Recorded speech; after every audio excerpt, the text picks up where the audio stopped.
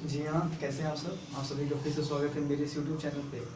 आज का topic brain का एक्शन पोटेंशियल है, न्यूरॉन्स का एक्शन पोटेंशियल है कह लो।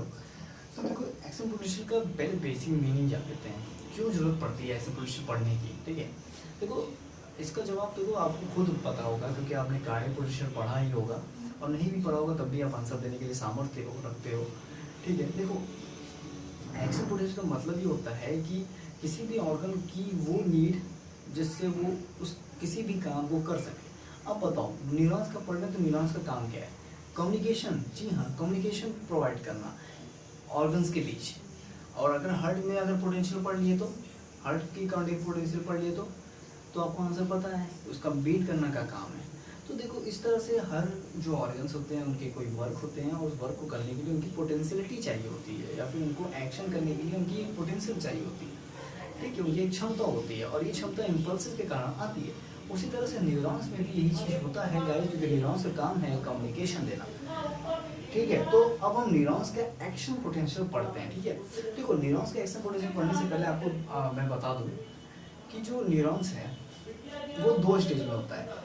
एक बहुत ही शांत अच्छा बच्चा, और एक बहुत खुराफात। ठीक है, यानी कहने का मतलब है एक ऐसा समय है जहाँ पे न्यूरॉन्स की जो मेम्ब्रेन होती है वो रेस्ट कर रही होती है, और जहाँ एक ऐसा समय आता है जहाँ पे जो न्यूरॉन्स है वो एक्शन दिखाने लगती है। ठीक है, यानी कहने का मतलब समझ लो इस तरह से कि एक बच्चा है, शांत बैठा है, खींच के तमाचा मारो तो रिएक्ट करता है ना। ठीक उसी तरह से होता है। तो मैंने कहा कि न्यूरॉन्स है, एक बच्चा एकदम शांत बैठा है, जैसे ही वो एक तमाचा मारे, स्टिमुलस गया, और स्टिमुलस से वो क्या किया, रिएक्ट किया, यानी एक्शन पोटेंशियल दिया, या तो वो आपको मार देगा। ठीक है, और अगर आप बड़े हो तब भी वो मार ही देता है, आज तो बड़े लोगों को भी मार देते हैं, सब छोटे वाले हैं। तो उसी तरह से देखिए, बस अब इसको यहाँ से कनेक्ट करिए।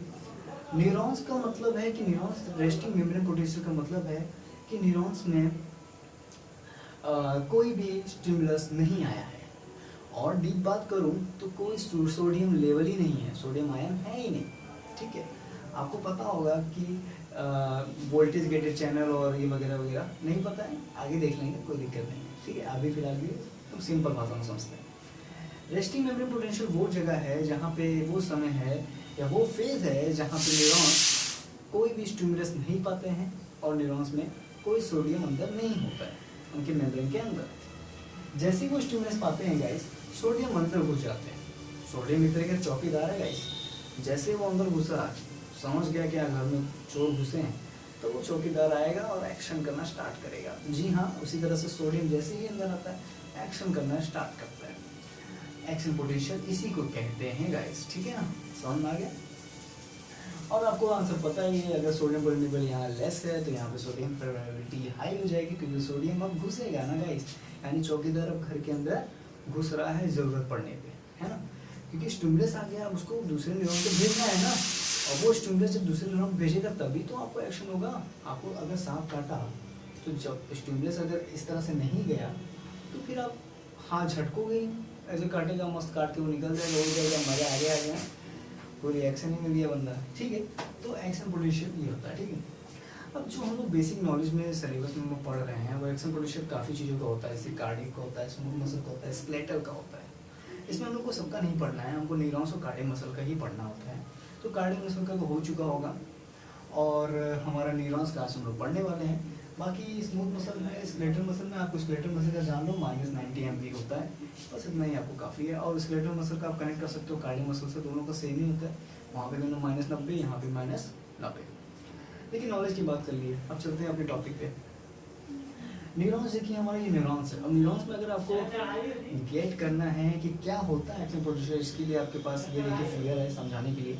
आपको स्टिमुलेटिंग इलेक्ट्रोड दिख रहा होगा एक पॉइंट, जहाँ पे आपने स्टिमुलस देना है न्यूरॉन्स को, ठीक, और एक्शन पोटेंशियल जनरेट होगा, और एक्शन पोटेंशियल जनरेट होने के बाद उसको रिकॉर्ड कर लेंगे, और इस रिकॉर्डिंग इलेक्ट्रोड के कारण एक ग्राफ ऑब्टेन होगा। इसी ग्राफ से हम समझेंगे एक्शन पोटेंशियल क्या है हमारे न्यूरॉन्स का, है ना।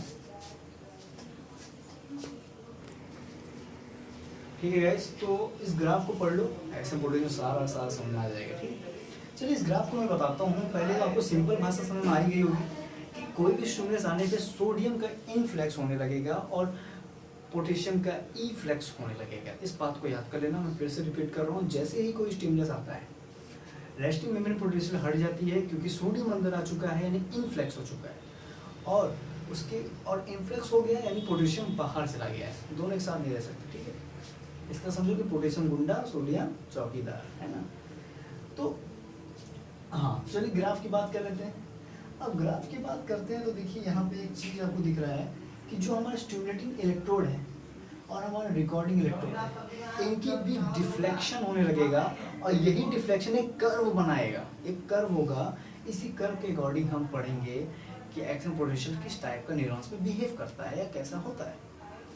देखिए ये हमारे पास फिगर है जहाँ पे आपको दिख रहा है कि ये एक्शन पोटेंशियल इसका जो स्टार्ट होगा, ये रेस्टिंग मेम्ब्रेन पोटेंशियल है -70, तो आपको आंसर मिल गया होगा। न्यूरॉन्स का रेस्टिंग मेम्ब्रेन पोटेंशियल कितना होता है -70 MV होता है, और वहाँ से ये रेस्टिंग पीरियड होता है। अब जैसे ही कोई स्टिमुलस, देखिए यहाँ पे मैंने यहाँ मार्क किया है पहला पॉइंट, स्टिमुलस आर्टिफैक्ट लिखा है, जहाँ ऐसा पोजीशन जहाँ पे स्टिमुलस आ रहा है गाइस। अब यहाँ पे स्टिमुलस आया, ठीक है। सेकंड पीरियड है लेटेंट पीरियड का, इसको अभी मैं बाद में बताऊंगा। अब स्टिमुलस आ चुका है गाइस, तो अब क्या होगा बताओ, सोडियम आएगा कि नहीं आएगा, आएगा। और सोडियम जैसे ही आएगा तो आंसर तो मतलब एक प्लस चार्ज आ रहा है यानी डीपोलराइजेशन होगा। डी मतलब हो गया धन, तो डीपोलराइजेशन मतलब धन की तरफ जाना।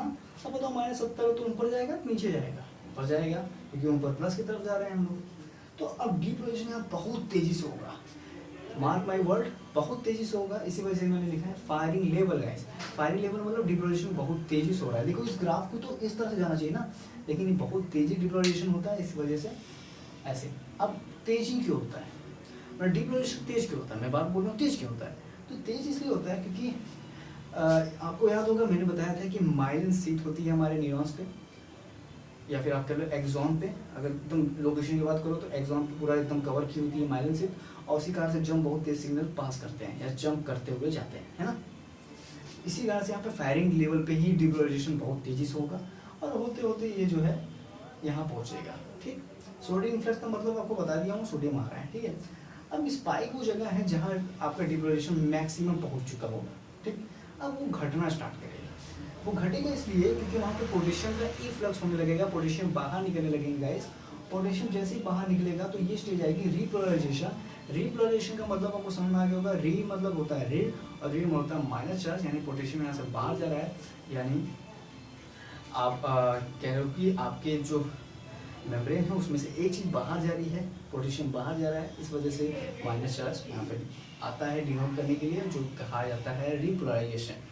अब रिपोलराइजेशन होता है क्योंकि ग्राफ घट रहा है, और ग्राफ घटते घटते देखिए इस स्टेज पे आ जाता है जो फायरिंग से एकदम पैरेलल स्टेज है ना। देखो ना ये ऐसे एकदम स्टेज पैरेलल है ना, तो इस वजह से इसका नाम है आफ्टर डीपोलराइजेशन। अब लोग कंफ्यूज होंगे क्यों यहाँ पे डीपोलराइजेशन कहा गया, क्योंकि वो घट रहा है तब भी इसको डीपोलराइजेशन क्यों कहा गया, और आफ्टर लगाने से क्या मतलब है। देखो ये आफ्टर डीपोलराइजेशन का मतलब यहाँ पे ये होता है, इसलिए इसको आफ्टर डीपोलराइजेशन कहा गया क्योंकि इसके पैरेलल है, बस इतना ही है, और किसी वजह से इसको डीपोलराइजेशन का नाम नहीं दिया गया, ठीक है। ये वही स्टेज है जहाँ पे पोटेशियम का इफ्लक्स हो रहा है, ठीक।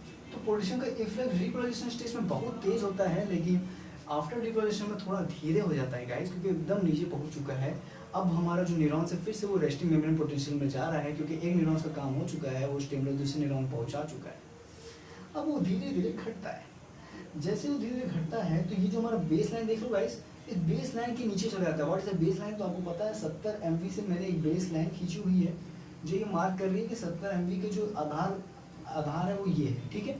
अब जो हमारा आफ्टर डिपोलराइजेशन का स्टेज है उसमें क्या होता है, जो हमारे ये जो ग्राफ है ये एकदम नीचे चला जाता है, यानी -70 से भी नीचे चला जाता है गाइस, -70 से भी नीचे चला जाता है, और ये स्टेज होती है after hyperpolarisation. After hyperpolarisation होता क्या है गाइस, जब ये ग्राफ एकदम नीचे चला जाता है, -70 MV से भी नीचे चला जाता है, तो ये अपने आप को फिर से -70 पे लाने के लिए, यानी फिर से रेस्टिंग मेम्ब्रेन पोटेंशियल पे पाने के लिए, या फिर उस अवस्था में आने के लिए थोड़ा टाइम लेती है गाइस, टाइम कंज्यूम करती है। और ये इस कारण से होता है, इसका रीज़न जानो तो इसका कारण है कि पोटेशियम चैनल अब धीरे धीरे क्लोज हो रहे होते हैं, ठीक है। यानी पोटेशियम का इफ्लक्स अगर होगा तो चलो काम तो तेज होगा, लेकिन यहाँ पे अब धीरे धीरे वो क्लोज हो रहे हैं, तो पोटेशियम का इफ्लक्स भी दिक्कत में हो जाएगा ना, क्योंकि जाएगा नहीं यार, अब दरवाजा बंद कर लोगे तो गुंडा कैसे भागेगा। बस उसी तरह से पोटेशियम चैनल धीरे धीरे क्लोज होने लगते हैं, ठीक, तुम फिर से एक बार मैं समझा देता हूँ सारे स्टेज को फिर से। स्टिमुलस, जहाँ पे स्टिमुलस आया डिपोलाइजेशन बहुत तेजी से हुआ, फायरिंग लेवल सोडियम इन्फ्लक्स के कारण स्पाइक, जहाँ पर डिपोलाइजेशन दोनों है। अब डिपोलाइजेशन में घट गया क्योंकि पोटेशियम का इफ्लक्स हो गया।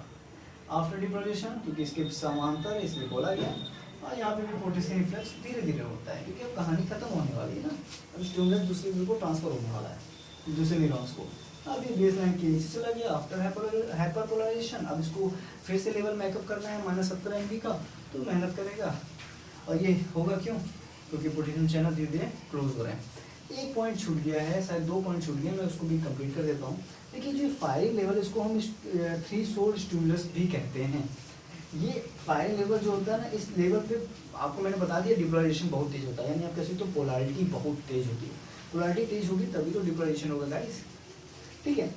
और आपको आखिरी पॉइंट है लेटेंट पीरियड बताना, तो लेटेंट पीरियड भी समझा देते हैं। लेटेंट पीरियड मैंने क्यों नहीं बताया, देखिए कंफ्यूज होने वाली थोड़ी सी चीज़ है। लेटेंट पीरियड को इस तरह समझो, ध्यान समझना, स्टिमुलेटिंग इलेक्ट्रोड को और रिकॉर्डिंग इलेक्ट्रोड को, अगर स्टिमुलेटिंग इलेक्ट्रोड ये है ठीक, और रिकॉर्डिंग ये है, तो अगर ये पास है तो एक्शन बहुत तेज होगा, कंडक्शन बहुत तेज होगा।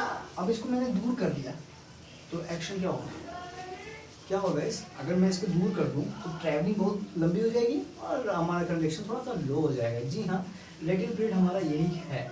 लेटेंट पीरियड हमारा डिपेंड करता है कि डिस्टेंस क्या है। अगर डिस्टेंस आप बढ़ा दोगे तो थोड़ा कंडक्शन लो हो जाएगा, और अगर स्पीड और कंडक्शन को बढ़ाना है तो आपको दूरी थोड़ी कम रखनी पड़ेगी। एकदम सिंपल भाषा में जैसे मैंने कहा वैसे समझना, स्टिमुलेटिंग इलेक्ट्रोड और हमारा रिकॉर्डिंग इलेक्ट्रोड, अगर पास में तो कंडक्शन तेज, और अगर दूर तो थोड़ा सा स्लो, है ना।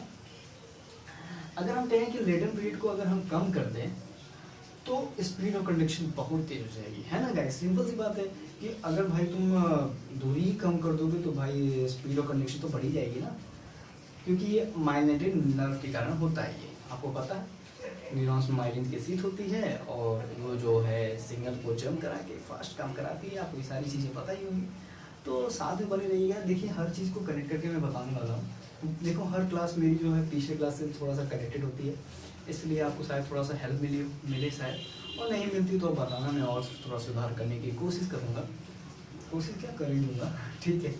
तो so this is our action potential topic, ठीक है। सो एंड हो चुका है ये हमारा। अब हम न्यूरो ह्यूमरल ट्रांसमिशन पढ़ेंगे गाइस, वहाँ पे भी RMP के से कुछ वर्ड्स आएंगे, इसलिए मैंने इसको बताना पहले जरूरी समझा, क्योंकि छोटी चीज़ थी, अच्छी चीज़ थी और सरल चीज़ थी, इसलिए मैंने इसको बता दिया। देखिए मैं इसको एक्शन पोटेंशियल फिर से बताने वाला हूँ, ठीक है। अब एक्शन पोटेंशियल मैं बताऊँगा नेक्स्ट टॉपिक में, नेक्स्ट वीडियो में, उसमें इसका शॉर्ट व्यू दूँगा या कंक्लूजन पॉइंट क्या दूँ ये बताऊँगा, ठीक है। शायद ये ऐसा कोई बताता नहीं होगा, तो आपको काफ़ी हेल्प होगी इस तरह से कि आप एक बार डिटेल पढ़ लो फिर उसका एक कंक्लूजन पॉइंट पढ़ लो। बहुत तेज़ी से दिमाग में रिकॉर्ड होती हैं चीज़ें, अच्छे से कॉन्सेप्ट भी क्लियर होता है, क्योंकि मेरा भी ऐसे ही था, तो आप भी समझ लोगे अच्छे से। तो एक्शन पोटेंशियल का डिटेल व्यू तो ख़त्म हो गया। अब मिलते हैं आपसे नेक्स्ट वीडियो में जहाँ कंक्लूजन पॉइंट की बात करते हैं, ठीक है। तब तक पढ़ते रहिए, कीप सेफ, ठीक है। स्टे एट होम और वैक्सीनेशन लगा लो, आज लगवा लिया मैं, ठीक है। मिलते हैं आपको नेक्स्ट वीडियो में।